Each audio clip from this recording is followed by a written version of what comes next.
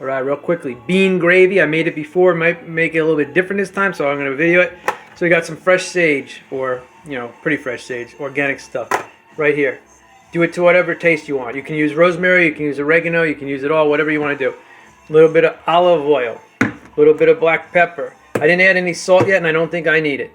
And these organic canola beans, these white beans, I love for dips and for this gravy. You do it however you want it. I did add, let me get my spoon here. Hold on one second. I added a little water to it too. You get it to how you want it. Oh, and you know what? I added some fresh garlic too. Let me taste that again. It's so friggin' awesome. Oh yeah. That's it. That is an awesome gravy. That is an awesome gravy. So I used a piece of garlic about half the size of this. And you do it to your taste and how you like it. Guess what I'm going to make with this? Want to know?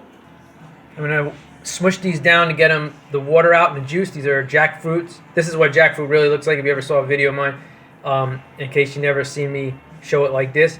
You can peel them for pulled pork, chicken, tacos, whatever you want. But I'm going to smush them down so they're flat. And then I'm going to use a little bit of flour and, what's it called? A little mayonnaise. And I'm going to make chicken cutlets out of them. I've done it before. It comes out awesome. Just make sure you squeeze them in paper towels as you smush them down to about a quarter of their size, an eighth of the size. They'll squish like that. And you get all the water out. And then you put them in a little bit of flour and mayo and make a chicken cutlet out of it. That's what this bean gravy is going to go over. It's going to be awesome. I'm going to do one is going to be brown gravy chicken cutlet, and the other is going to be a chicken parm. Yeah.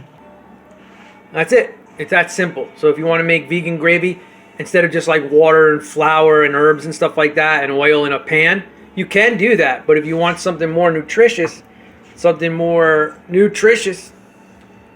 if it zooms in. There's what you got. All right. Now I use them in a can because they're recyclable. The bags get thrown in the garbage dump, and I don't do that kind of thing. Do the best you can to get only stuff that can be truly recycled by your place. And, bean bags and stuff like that, you can't recycle those bags. So get them in cans or some kind of plastic container that can be recycled.